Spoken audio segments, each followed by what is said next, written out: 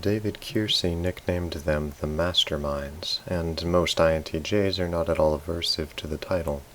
I have also seen the less popular nickname the scientists. The stereotype supported by these nicknames is of a highly logical individual, dispassionate, scientific and smugly atheistic, brilliant, self-confident, visionary, determined, and above all, able to see all the parts of a complex system and create the perfect strategy to win the game. When people imagine the INTJ, they will often imagine anyone between Dr. Gregory House and BBC's Sherlock Holmes. As with the INFJ, the INTJ's stereotype is too all-encompassing to really define what makes an INTJ tick. Many attributes have been applied to the INTJ, which would better describe the ISTJ, and many attributes that would apply to the INTJ have been ignored entirely. The INTJ is not scientific or logical in the way it is usually defined, and in temperament they are generally more like a prophet or wizard than an analytical mastermind, which is the title I think the ISTJ rightly deserves, while the INTJ, in my opinion, is better described as an intuitive mastermind. As with all of these videos, I aim to describe the core of the INTJ profile, and the typical INTJ as an individual just as capable or incapable of becoming a hero of the history books as any other personality. As always, let's break down what constitutes the INTJ functionally. They are a judging type, meaning that they prefer extroverted judging and introverted perceiving. This means that they base their judgment criteria on objective outside information, while simply observing and drinking in their subjective information and experiences. You could say that they are more aggressive towards the outside world and more receptive towards their inner experience. Their preferred way of doing this is through extroverted thinking and introverted intuition. Extroverted thinking is inductive. It forms conclusions based on objective data, which they then aggressively try to fulfill. Meanwhile, introverted intuition is contemplative, in that it has no real interest in reality, but perceives the possibilities of ideas within their own mind, developing more and more compelling and delicious intellectual ideas, theories, and understandings. Third, they are very similar to the ENTJ. Both prefer extroverted thinking and introverted intuition. The INTJ, however, prefers introverted intuition more than extroverted thinking. Nevertheless, they are in some sense the same type, or at least sister types. I personally like to call NTJ types the trailblazers, because they both develop compelling ideas and understandings of the world, and then seek to accomplish these visions as efficiently and effectively as possible. Of course, trailblazer is merely a nickname to help me remember the NTJ nature, and does not mean NTJs are necessarily more inventive or ahead of their time than other personalities. The INTJ, then, is a, quote, trailblazer for whom the subjective perceptions and musings hold more importance and interest for them than objective data and its resultant conclusions. They are primarily concerned with perceiving the possibilities of internal ideas, developing deliciously compelling intellectual insights. The word I like to use to describe the INTJ nature is visionary, which conveys two major aspects of the INTJ personality, futurism and will to power. By futurism, I mean that unlike the ISTJ, who is planning against unpleasant possibilities in the future, the INTJ plans how to strive into the possibilities of the future. This is a contrast between introverted sensation and introverted intuition. The first tends to over-prepare, the second tends to under-prepare.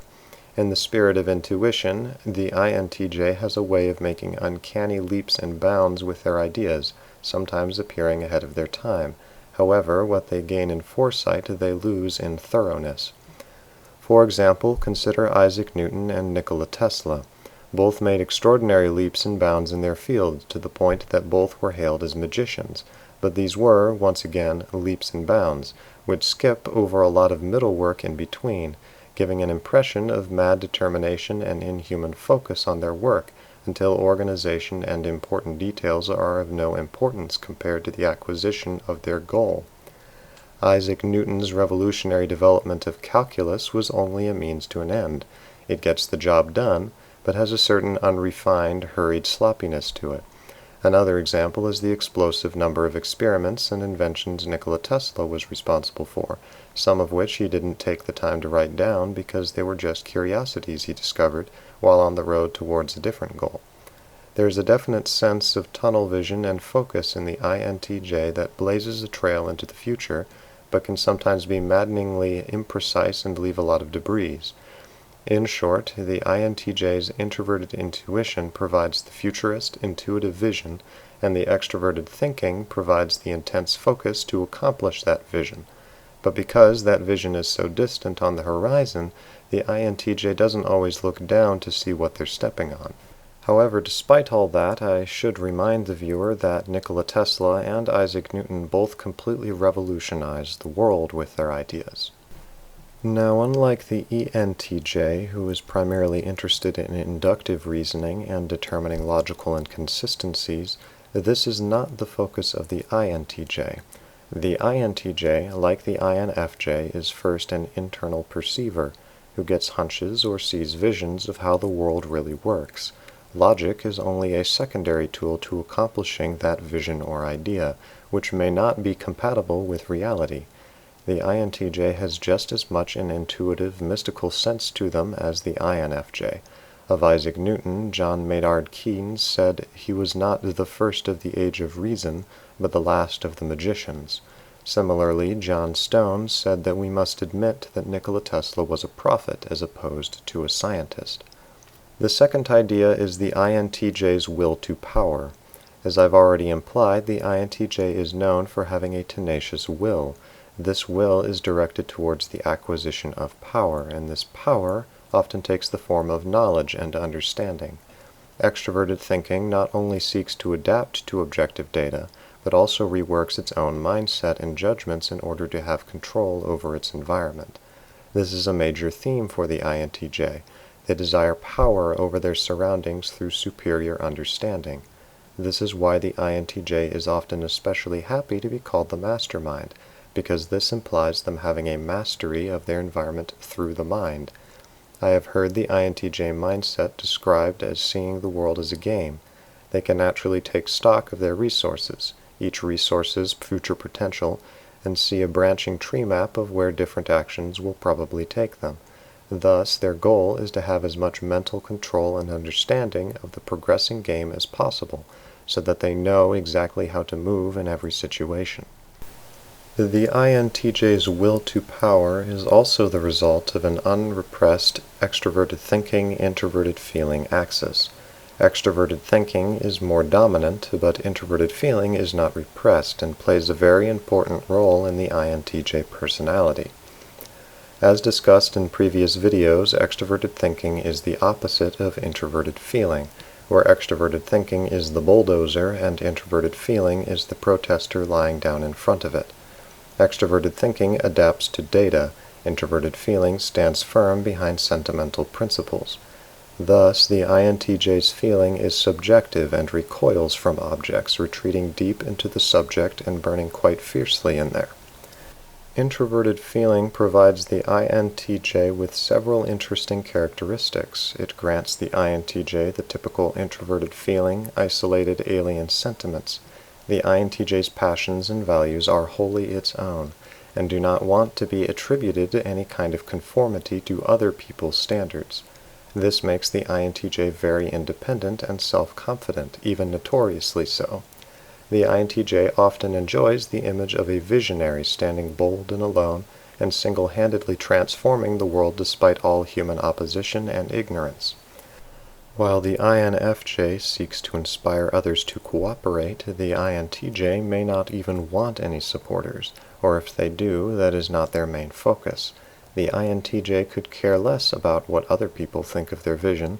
What matters to them is its accomplishment according to their designs.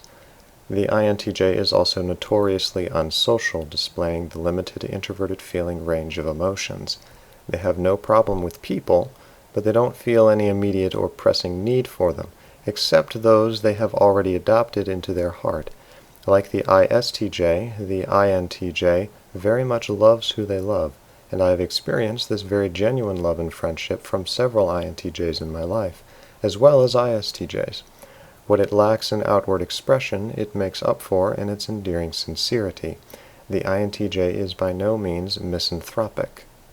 It should be noted that these characteristics of independence, willpower, and unsocial self-confidence can make a nasty recipe for acute narcissism, something that the INTJ may often struggle with. The INTJ is not as afraid of becoming narcissistic as other personalities, and may often do or say things that appear narcissistic but are really just the INTJ stating the facts. For instance, Nikola Tesla stating how he has revolutionized the United States, which he has. But facts aside, the INTJ must keep themselves aware of how close to the edge of actual narcissism they are approaching. Like the INFJ, the INTJ represses extroverted sensation, which results in similar difficulties and reservations. The INTJ's perception of the real world is very unreliable. They are so focused on what could be that it takes concerted and unpleasant effort to focus on what actually is. As a result, the INTJ often misses or ignores even large amounts of data in the conception of their vision, always drifting away from reality before managing to review all the evidence, a mistake the ISTJ hardly makes. This is another reason why the INTJ should not be considered logical or scientific in the regular sense, because their focus is not on logic or data, but on ideas and visions of the possible future, which while appearing logical are very often self-contradictory or paradoxical. The INTJ may hold passionately to ideas and theories that have no real evidence to support them at all. For example, Friedrich Nietzsche's supposedly logical concept of the eternal reoccurrence, which represents a beautiful and compelling idea and seems validly logical, but does not rely on any concrete facts or observations and makes many unproven assumptions, which discredit both its inductive and deductive validity. The idea of eternal reoccurrence is just that, a beautiful idea. Another important effect is that whenever the introverted intuitive dominant types do experience their extroverted sensation, it is overwhelmingly vivid because of their lack of exposure to it, and they often struggle with their relationship to sensual pleasures such as food, sex, thrills, or anything of that nature. While the INFJ demonstrates a certain morally based aversion to sensuality reminiscent of an ascetic monk, the INTJ appears less gentle or mystical about it. Their asceticism often appears a direct result of their tunnel vision driving marriage to their work. The INFJ appears like a mystic trying to transcend their human desires, while the INTJ appears like something already inhuman, trapped in a human body, and therefore having no human desires in the first place. But don't let it fool you for a second. The INTJ does have such desires and is capable of swinging from one extreme to the other. INTJs are notorious for periodic sensual binges where they begin chronically overindulging in various pleasures far past the limits recommended by others. For instance, Jean-Paul Sartre's statement that while working on a book he began taking amphetamines until near the end of his work he was taking nearly 20 pills a day. At the other extreme we have Nikola Tesla, who reportedly remained celibate his entire life despite his popularity among the ladies. So, in summary, the INTJ is visionary, tenaciously and hastily striving to accomplish their future-oriented vision, playing life like a game of chess, which requires that they obtain superiority over their environment through greater understanding. They are very independent, self-confident, and unsocial, but do hold certain values and ideas close to their heart. Their repression of extroverted sensation leads to a certain amount of disconnect with reality and a susceptibility to sensual binges. The best list of example INTJs can be found at celebritytypes.com and includes Isaac Newton, Karl Marx, Ayn Rand, Friedrich Nietzsche, Mark Zuckerberg, Nikola Tesla, Stephen Hawking, Isaac Asimov, Martin Luther, Jean-Paul Sartre, James Cameron, Russell Crowe, and Jodie Foster. Thanks for watching, and for all the INTJs out there, thanks for trying to blaze trails for us into the unknown but beautiful future.